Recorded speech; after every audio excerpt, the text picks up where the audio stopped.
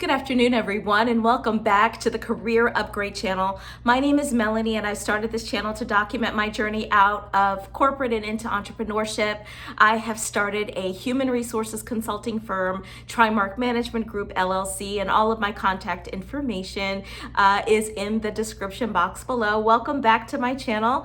I have been neglecting YouTube. I have been very busy on LinkedIn over the last couple of weeks, but I wanted to jump back on here today because this is one of my favorite things to do. And welcome. Today we're going to talk about resumes and LinkedIn profiles, and I am talking about that because I've been getting a ton of requests for them. I know it's graduation season, so there are a lot of kids coming and moving into the workplace, and then there are a lot of MBA students who are looking for their next adventure, and then we have so many people, especially here in this DC area, who have lost their jobs. They are looking to transition into another career, or they are simply looking for employment because they've gone too long without it. And they are reaching out to me asking for help with their LinkedIn profile, their resume. I don't want to go into great detail in this video because I would bore you senseless about how to write an effective resume and a LinkedIn profile, but I'm just going to give you a summary of things to keep in mind. And if you really want that one-on-one help, please reach out to me. You can email me, you can visit my website, I have templates on there, you can always go to some sort of AI tool and have the resume written that way. Yeah, but it works. So let's first talk about your resume. So your resume should tell your story. Your resume is how you were selling yourself to those of us in human resources and recruiting, the hiring manager.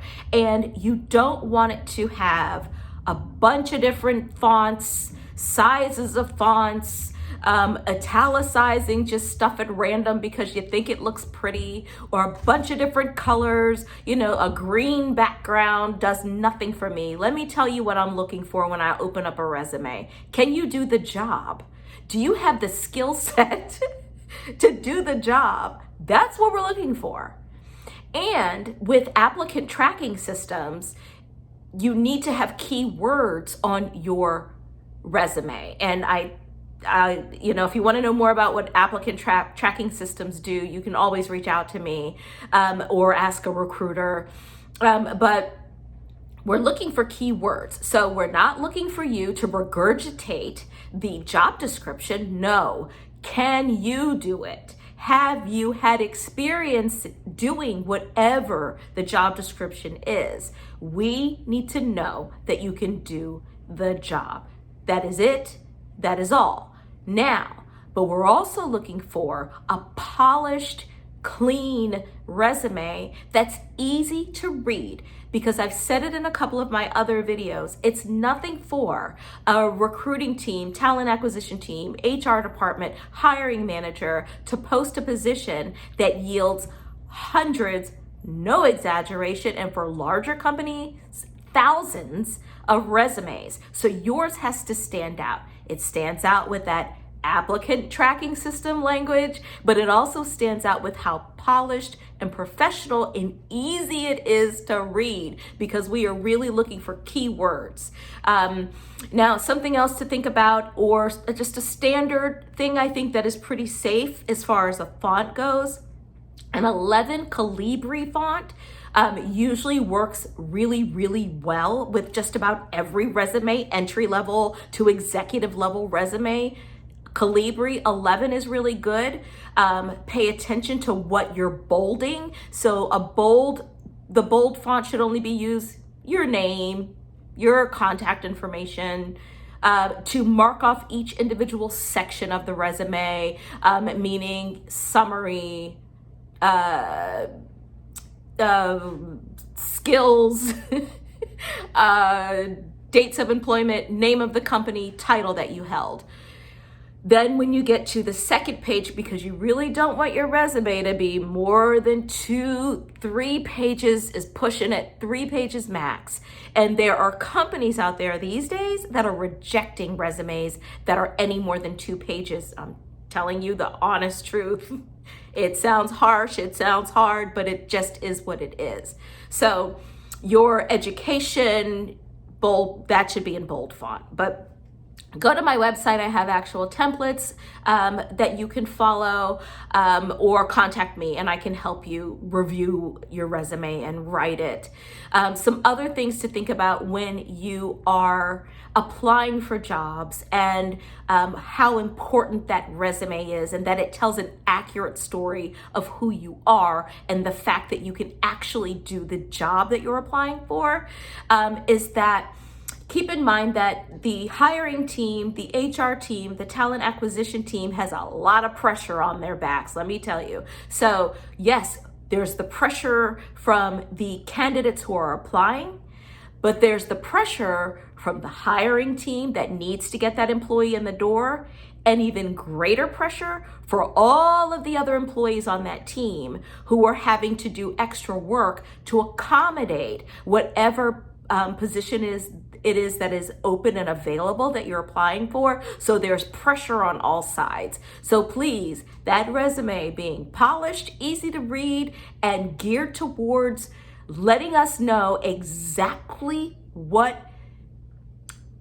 position you've had in the past, skill set you've had in the past, what you've actually done in the past that should make us consider you for the role. Now let's start diving into your LinkedIn page. So LinkedIn pages are the second place that we go. So we have reviewed your resume, and we say, oh, okay, out of this 500 people who have applied for this one position, these 3 people look like winners. These look like people that we can absolutely put in front of that hiring manager. But before we put your resume in front of that hiring manager, we're going to your LinkedIn profile, because we need to know that the LinkedIn profile and the resume mirror each other. We're also looking for professionalism. We are also looking for it to be friendly for whatever the position is that you are applying for. So if you are someone who is applying for, let's say, a bank teller's role, and your LinkedIn profile speaks heavily about your experience as a teacher, we're going to think twice. If you instead played up any activity that you've done in customer service, any roles you've held in customer service, because as a bank teller, we need to know that you're great at customer service, that you have actual experience in customer service, because their pressure is on, especially for like a bank teller's role.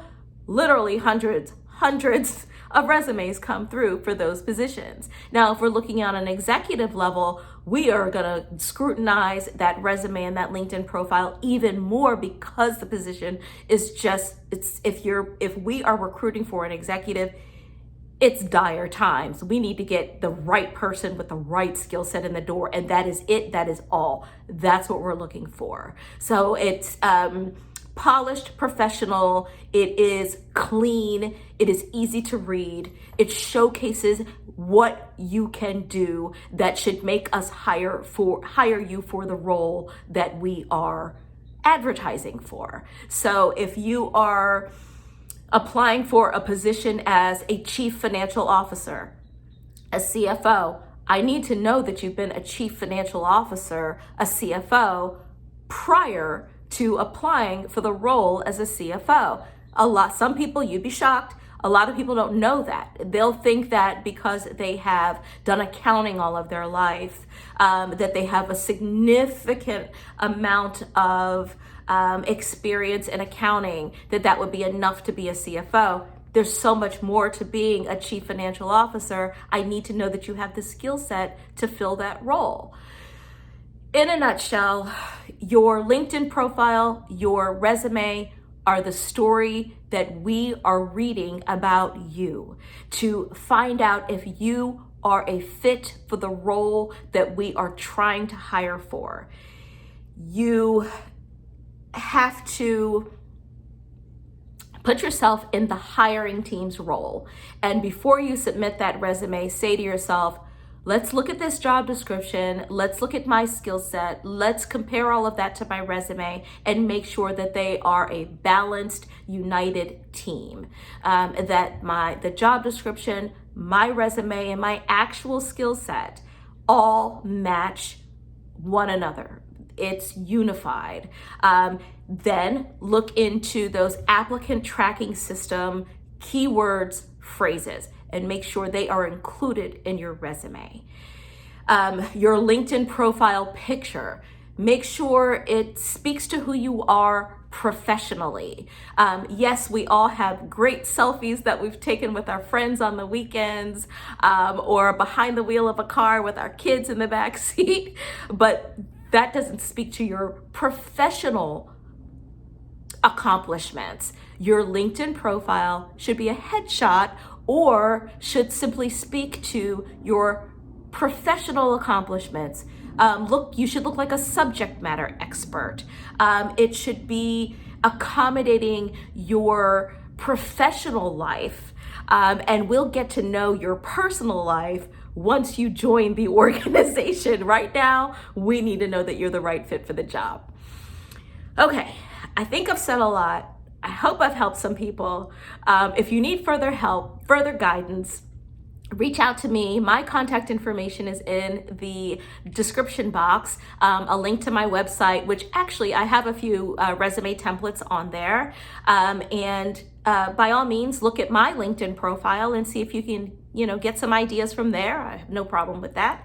Until next time, like, comment, subscribe. I wish you all the best with your job search. Hiring teams, I wish you all the best with your successful hiring and finding the best talent for the roles. Everybody needs to stay patient, manage your stress, and try and stay balanced. Until next time, like, comment, subscribe. My name is Melanie, TriMark Management Group, LLC, and I will speak to you all soon. Thanks for listening. Oh gosh, this clicker.